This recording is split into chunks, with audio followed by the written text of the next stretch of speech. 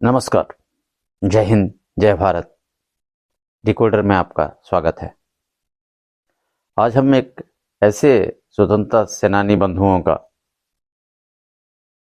चरित्र चित्रण और उनकी कहानियों से अवगत होंगे, जिनको वामपंथी इतिहासकारों ने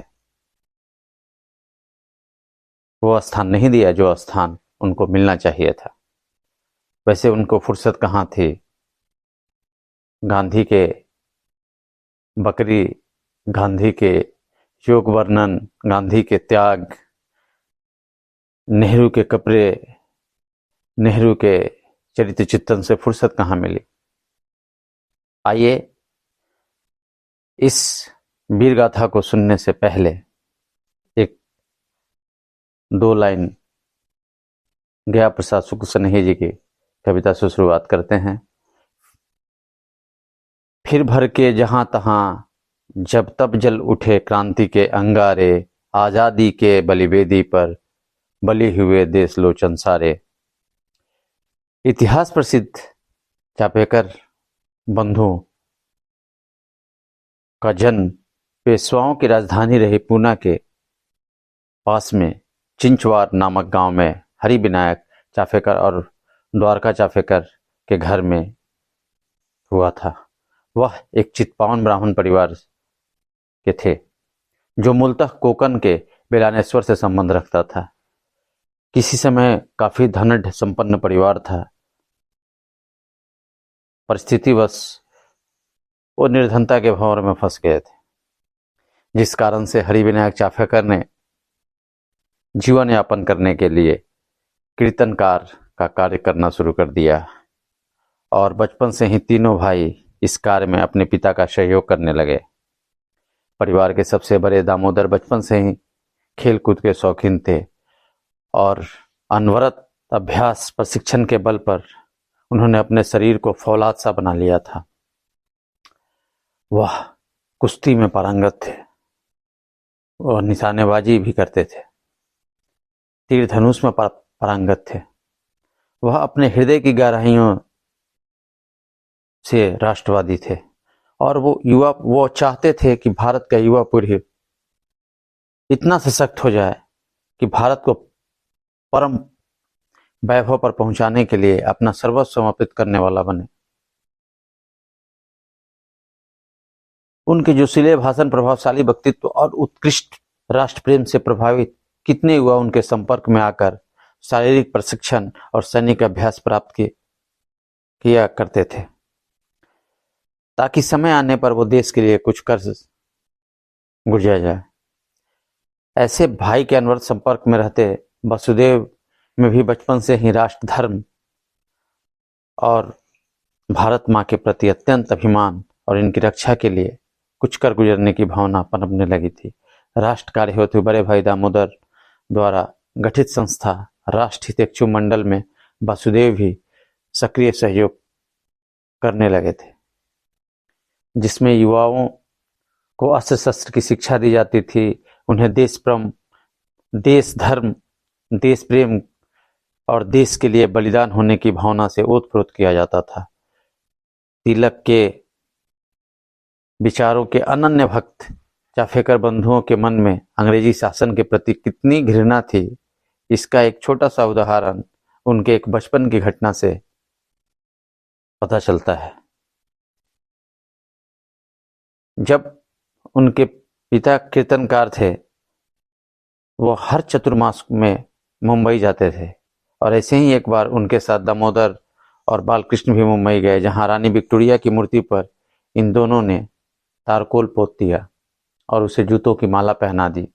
उस दौर में जब कांग्रेस का प्रत्येक अधिवेशन रानी की स्तुति और अंग्रेजी सरकार की चापलूसी से शुरू होता था, इस तरह की बात करने वाले निर्भीक वीर बिरले ही थे। ऐसे निडर और देशभक्त बड़े भाइयों के समीप ने वासुदेव को भी निडरता और देशभक्ति का पाठ बचपन से ही पढ़ा दिया। वे अपने इन बड़े भाइयों द्वारा की जाने वाली किसी भी कार्य को करने के लिए स्वयं को सदैव तत्पर रखते थे। उन्हीं दिनों पूना में एक दैवी प्रकोप समझिए प्लेग का जबरदस्त आतंक फैल गया, जिससे निपटने के लिए सरकार ने भारतीय सिविल सेवा के अधिकारी WC रैंड को प्लेग कमिश्नर नियुक्त किया।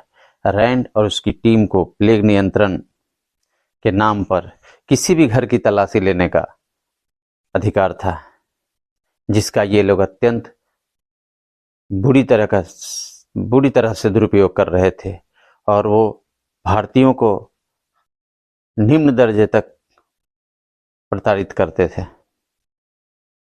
वे उनके घर की स्त्रियों की इज्जत के साथ खिलवाड़ करते थे। वो किसी भी घर में जाकर किसी भी स्त्री को गलत तरीके से बेइज्जत करते थे। हद तो तब हो गई जब वो पूजा स्थलों को भी इन्होंने नहीं छोड़ा, जिससे लोगों के अंदर रैंड के प्रति विद्रोह की भावना पनपने लगी और वे इससे किसी भी कीमत पर छुटकारा पाने की प्रार्थना करने लगे। दामोदर ने रैंड के अत्याचारों का बदला लेने के लिए और उसकी हत्या करने का निश्चय किया, और उनके इस निर्णय में वसुदेव और बालकृष्ण ने भी पूरा साथ देने का सौगंध खाई। इस हेतु दामोदर ने कहीं से बारूद और रिवॉल्वर की भी व्यवस्था कर ली और उचित अवसर का प्रतीक्षा करने लगे। इसके बाद शुरू हुआ रैंड की पहचान तय करने का काम, जिसके लिए तीनों चाफेकर बंधुओं और उनके साथियों में से कोई न कोई अनवरत 3 महीने तक विभिन्न स्थानों पर उसका पीछा करते रहे। वासुदेव ने रैंड की आदतों और उसके आने जाने के स्थानों का गहन अध्ययन किया, ताकि योजना में किसी की बाधा न हो। रैंड के हत्या के लिए नियत तिथि के कुछ सप्ताह पहले बड़े भाई दामोदर ने रैंड के गाड़ीवान और उस इलाके के पोस्टमैन तथा अन्य संबंधित व्यक्तियों के साथ मित्रता कर ली। रैंड के घर ऑफिस आने जाने के समय उनके आदतों के बारे में काफी सारी सूचनाएं एकत्र कर ली गई, ताकि किसी भी प्रकार की कोई भी गड़बड़ी की कोई संभावना न रहे। उनके इस कार्य में वसुदेव बालकृष्ण बराबर साथ रहे। इस सब के बाद दामोदर ने अपने साथियों के साथ योजना का अंतिम रूप दिया और रानी विक्टोरिया के राज्यारोहण के 60वीं वर्षगांठ के समारोह वाले दिन रैंड की हत्या करने का निश्चय किया गया। 22 जून 1897 को सबसे पहले दामोदर के समूह ने नगर के काउंसिल हॉल में दोपहर को रैंड की तलाश किया, पर उसे वहां ना पाकर वो सीधे सेंट मैरी चर्च की तरफ लपके। उसे वहां भी ढूंढा गया, पर भीड़ होने के वजह से वहां कुछ न किया जा सका। अब रात के 11:30 हो चुके थे जब गणेश खिंड स्थित गवर्नमेंट हाउस के गेट पर दामोदर ने खुद को छिपा लिया। छोटा भाई बालकृष्ण सड़क के दूसरी तरफ थे और बस इंतजार था रैंड के लौटने का। कुछ समय बीता था। रैंड की बग्घी आती दिखाई दी। घोड़े की टाप सुनाई देने लगी। किसी साथी ने पहचान कर पहले ही नियत कोडवर्ड में चिल्लाकर बोला, गोंडिया आला रे, और बालकृष्ण ने उछलकर बग्घी में बैठे उस व्यक्ति को गोली से उड़ा दिया, पर वह रैंड न होकर उसका मिलिट्री एस्कॉर्ट्स लेफ्टिनेंट आरिस्टर था। पर तुरंत ही दामोदर को गलती का आभास हो चुका था और महादेव विनायक रानाडे के साथ उन्होंने रैंड पर हमला कर दिया।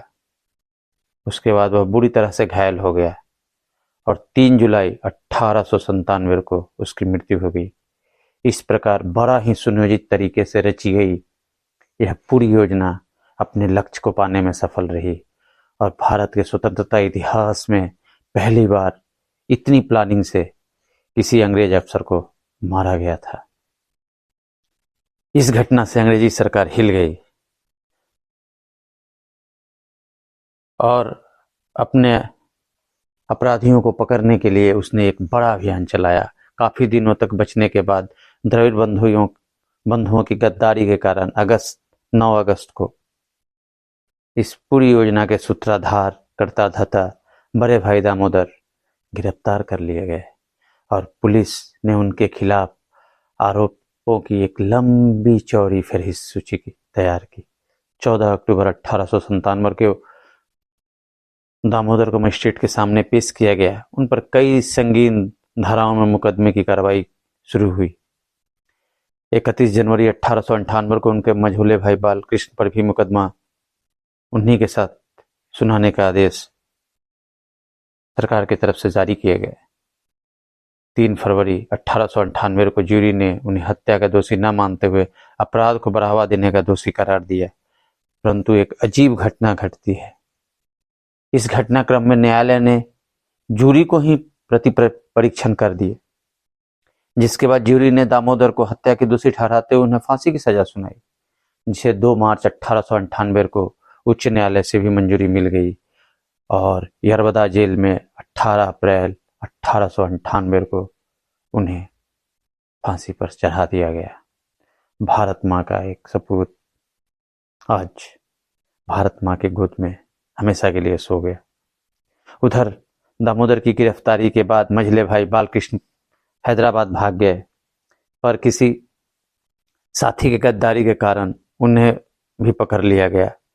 वासुदेव और उनके साथियों महादेव विनायक रनाडे, खांडो, विष्णु साठे ने दामोदर से विश्वासघात करने वाले गणेश द्रविड़ और उसके भाई से बदला लेने का निश्चय किया।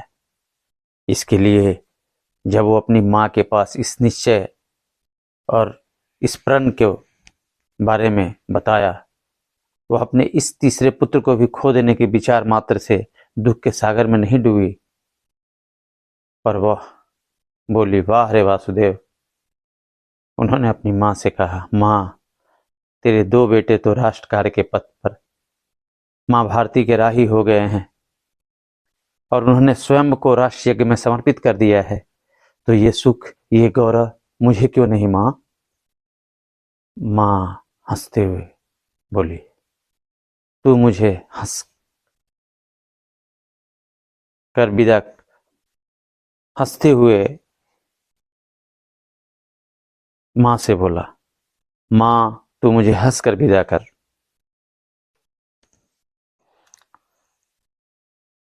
माँ तू मुझे हंस कर विदा कर, वरना जीवन भर मुझे ये दुख सालता रहेगा कि मैं अपने बड़े भाइयों के पथ का अनुगामी न बन सका। माँ द्वारा उन्हें भी राष्ट्र कार्य में अपनी आहुति देने की आज्ञा मिलते ही उनकी खुशी का ठिकाना न रहा।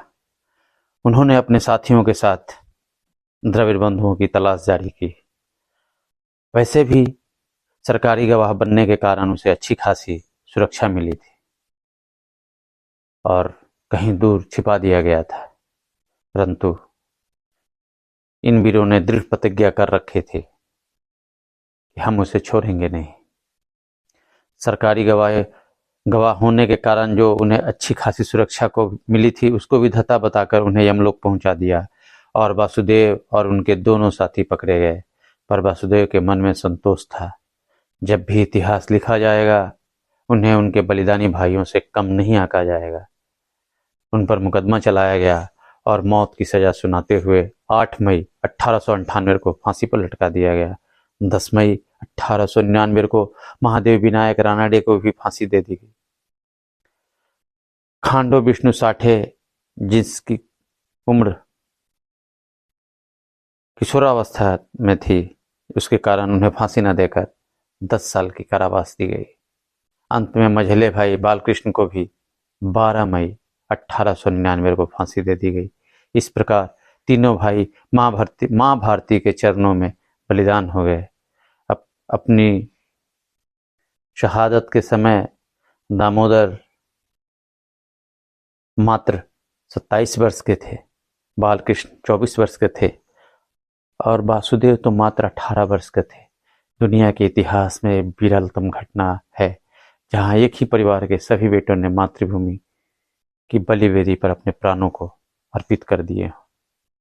इन बलिदानों ने देश के युवाओं में अंग्रेजी साम्राज्य से लड़ने की अनंत प्रेरणा उत्पन्न की और वीर सावरकर जैसे क्रांति धर्मा देश के लिए तैयार किया।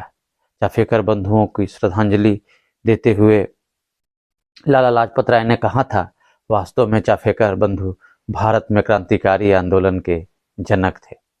इस तरह राजनीतिक कार्य के लिए भगवत गीता में अवलंबन ढूंढने वाले प्रथम हुतात्मा भगिनी निवेदिता ने चिंचवार में चाफेकर बंधुओं के घर का दर्शन करने के बाद कहा था, चाफेकर बंधुओं को कि स्वर्ण निर्मित मूर्तियां भारत के प्रवेश द्वार पर लगानी चाहिए, जो युगों युगों तक आने वाली पीढ़ियों को वीरता और आत्म बलिदान का पाठ पढ़ाती रहेंगी।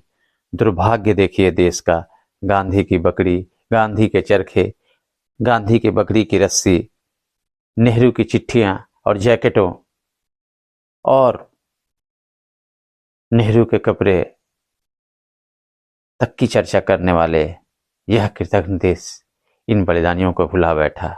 हाँ, 1879 में जीव पटवर्धन जी और नचिकेत पटवर्धन द्वारा निर्देशित मराठी चित्रपट जो 22 जून 1997 में चाफेकर बंधुओं की 22 जून 1897 में चाफेकर बंधुओं की वीरता और बलिदान समर्पण की बखूबी उकेरा गया। इस फिल्म को 1980 में राष्ट्रीय एकता को बढ़ावा देने वाली फिल्मों की श्रेणी में सर्वोत्तम फिल्म पुरस्कार मिला था। इसी वर्ष इस सर्वश्रेष्ठ फिल्म और सर्वश्रेष्ठ निर्देशक के महाराष्ट्र राज्य अकादमी पुरस्कार भी मिले। अमेरिकन कांग्रेस की लाइब्रेरी में इसे उन चुनिंदा भारतीय फिल्मों में जगह मिली जिन्हें वह संग्रहित किया गया और सरकारी स्तर पर चाफेकर बंधुओं की स्मृति बनाए रखने की हेतु कोई प्रयास नहीं किया गया। उनकी स्मृतियों का साक्षी चिंचवाड़ा का उनका घर चापेकर बाड़ा एक समय इस हालात में आ गया था कि शराबियों जुआरियों का अड्डा बन के रह गया था और वहां कोई नहीं जाता था। एक बार संघ स्वयंसेवकों की निगाह जब इस पर गई तो उन्हें बलिदानियों की स्मृति और दुर्दशा देख अत्यंत पीड़ा हुई। इसके बाद उन्होंने इसका कायाकल्प कर इसे इसका पुराना स्वरूप देने का निश्चय किया और सबसे पहले वहां एक व्यायामशाला खोली गई। फिर क्रांतिवीर चाफेकर विद्यालय जो आज कई स्थानों पर चल रहा है। लोगों के सहयोग और स्वयंसेवकों के अथक परिश्रम से धीरे धीरे चाफेकर बाड़ा अपने भव्य स्वरूप को प्राप्त करने लगा। वह 11 अप्रैल 2005 का दिन था जब चाफेकर बंधुओं वासुदेव बलवंत फड़के, उमाजी नाइक, राजगुरु, अनंत कन्हरे, विष्णु गणेश पिंगले, क्रांति सिंह, नानाजी पाटिल जैसे बलिदानियों के वंशजों की उपस्थिति में एक भव्य कार्यक्रम संघ के तत्कालीन सरसंघ संचालक माननीय सुदर्शन जी ने इस पुनरुद्धार किए गए भवन और अन्य योजनाओं का लोकार्पण किया।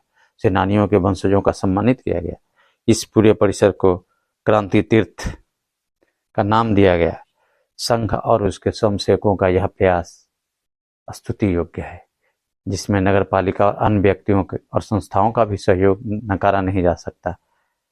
इन हुतात्मा वासुदेव हरिचाफेकर को कोटि नम्र विनम्र श्रद्धांजलि, कोटि कोटि प्रणाम और साथ ही इस पूरे पाठ्यकथा के लेखक विशाल अग्रवाल जी को भी बहुत बहुत धन्यवाद, जो अपनी लेखन से हम सभी तक इस कहानी को लेकर आए। नमस्कार, जय हिंद, जय भारत। कहानी कैसा लगा लाइक कमेंट जरूर करें। अगर सब्सक्राइब नहीं किया है तो सब्सक्राइब ही करें। एक बार फिर जय हिंद।